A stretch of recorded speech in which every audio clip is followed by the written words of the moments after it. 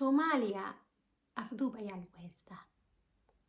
nimco intuu ilaahay bixinayay intii ugu balaadneed oo ugu weyn ayuu ilaahay siiyey. afduub ayaa laakiin lagu haystaa.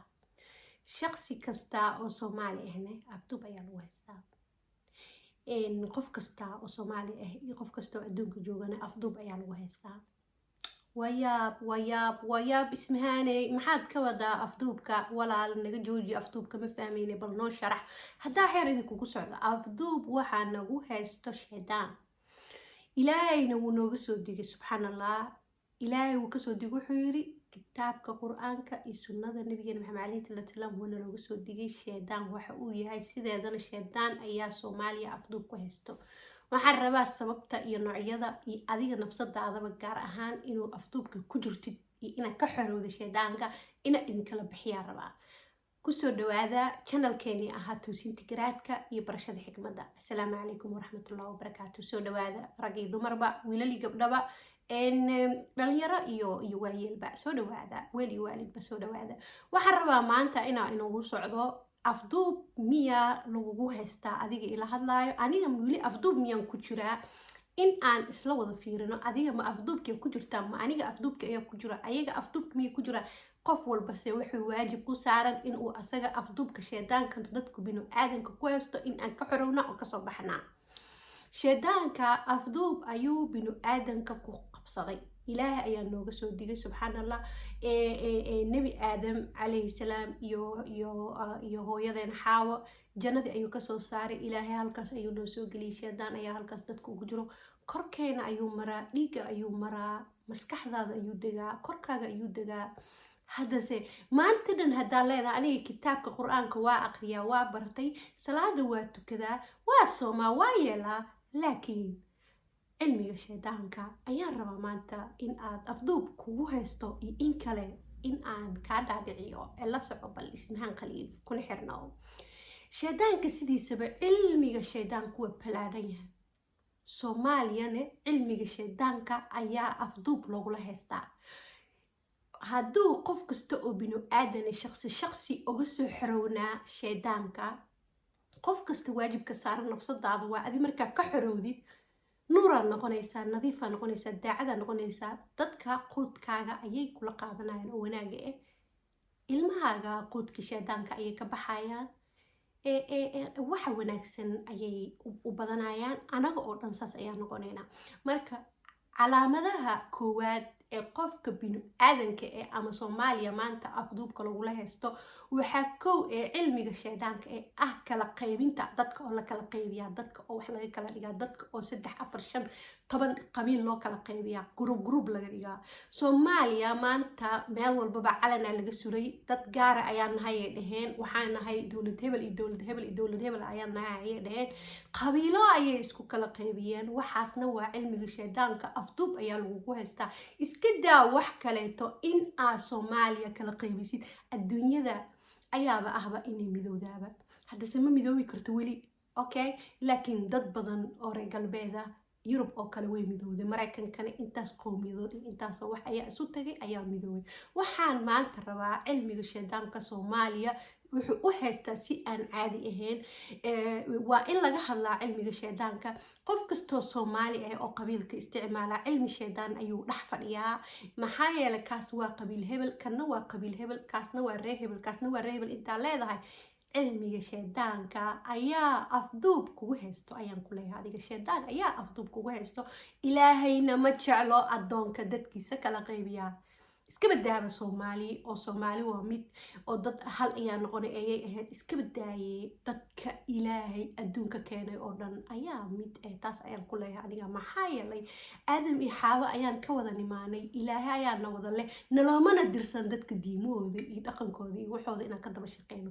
mar allaala markaa aragtid inaa qof aad oga daba shaqeynaysid, diimaha kale xataa aad u caayaysid, aad dadka kale maanta dhan ka daba shaqeynaysid, cilmiga shaydaanka ayaa afduub kugu haysta ayay ismaan ku leedahay. waxaan ku leeyahay shaydaanka cilmigiisa wax aan caadi ahayn waay. maadaama uu korkeena degan yahay, uu dhiigeena ku jiro, sirta noloshana waa in aad ka xorowdaa shaydaanka. shaydaanka markaa ka xorowdid ayaa xarigga ilaahay qabsanaysaa. sirta nolosha waa taas. tan waxaa gaarsiinayaa dhammaan Soomaali oo dhan. Ogaada adduunyada waa wax yar, naloomana keenin inaan guryo dhisano, naloomana keenin in aan ilmo dhalnaa, nin iyo naag la gursadaa, aa magac yeelataa, aa meelaha marmartaa, aa wax samaysataa, aa lacag badan heshaa, nalooma keenin. ilaahay wuxuu na soo siiyey qalbigeenaas ayuuna fiirinaya. ilaahay ma fiirinaya salaadaada marka hore, ee wuxuu fiirinayaa qalbada aad ku tukatay salaada. maxay ahayd in lagaa sheegay salaad fiican ayuu tukadaa, mise salaad ayuuba tukadaaba in layska kaadho waad tukadaana dadka ku dhahdid, mise ilaahay dartiisa iyo daacadnimo alla ku xirnaan xariga ilaahay oo aad daacad u qabsanaysid ayaa salaada u tukanaysay. ilaahay wuxuu na soo siiyey qalbigaas ayuuna ilaahay biri miisaamayaa. ilaahay qur-aanka haddaa xifdisid iyo haddii kale waxaa ka weyn adiga oo ka xoroodid cilmiga shaydaanka. qof kasta aad ka nixaysi waa inaad fahdisaa cilmiga shaydaanka ma aha wax hal beri iyo 2 beri iyo 100 beri lagu baran karo. cilmiga shaydaanka waa wax ballaaran, waa wax muxuu ahaa meel walba ku jira. beenta ee qaa'inimada, dadka la isku diraayo, maseerka, xasadka, war cilmiga shaydaanka ayaaba ka samaysanahay binu aadanka sidiisaba. cilmiga shaydaanka ayuu ka samaysan yahay.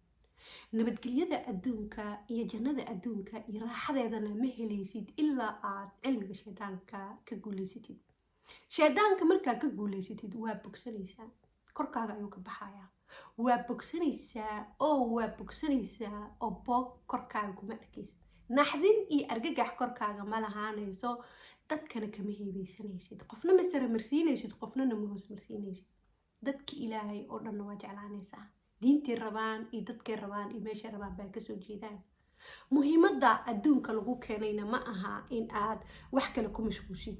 waxa lagu keenay adduunka ugu weyn waa in aad heshaa sirta noloshaasna oo ay tahay in aad heshaa xariga ilaahay qabsataa.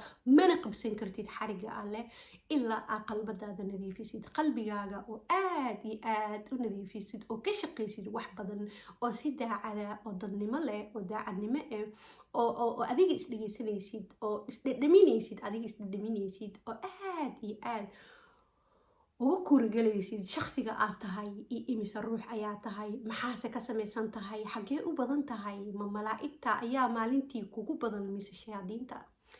markaa shayaadiinta ka xoroodid, ilaahay ku jeclaado, malaa'igta xaggeeda u badatid ayaa guulaysanaysaa. nabadgelyada adduunka ayaa helaysaa. dadka khuraafaadkooda iyo beentooda iyo qaa'inimadooda kalama qayb qaadanaysid.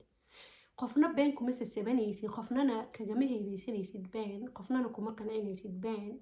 si daacada ayaa ahaanaysaa. shakhsiga binu aadanka adduunka markuu yimaado wuxuu qiimo leeyahay siduu ilaahay kaa dhigay oo nadiifka ah, oo ilaahay kusoo abuuray, oo originalkaaga oo asalkaaga ah in aad ahaatid. asalkaagana ma ahaanaysid ilaa aad ka xorowdid shaydaanka.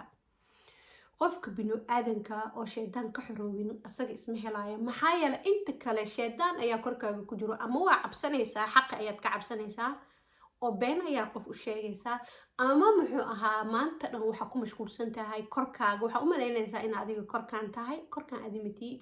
ruux ayaa tahay, qof waxaa tahay cajiiba, ilaahay soo jeclaaday, mas-uule. adduunkan waxaa lagu keenay in aad wax qabataa oo naftaada kasoo baxda. laguma keenin in aad ilmo dhishid, guri ka shaqaysid, gabarey ninka ragoo laguma keenin in adduunyo iyo guryo samaysatid. dhagayso oo dhag u yeelo naftaada, dhagayso oo si aad iyo aad ee nafsadaada u dhagayso, oo adiga qaladyadaada xisaab. cilmiga shaydaanka iyo cilmiga uu ilaahay xag alla waxa wanaagsan ee malaa'igta uu noo soo diray kala baro. shaydaanka malaa'igta ayuu ka mid ahaan jiray. subxaan allah, ogow mar walba malaa'igta fahan oo dhagayso way kula joogtaa, wayna kuusoo kordhaysaa haddii aad shayaadiinta agtaada ka ceerisid. waxba yay kugu lahaan, waxbana hala cunin, waxnana ha ku darsan. waa walaashiin ismahaan khaliif cali oo mar kale idin leh kulanti kale aan meeshan ku kulannaa. waa channelkeeni ahaa tusinta garaadka iyo barashada xikmadda.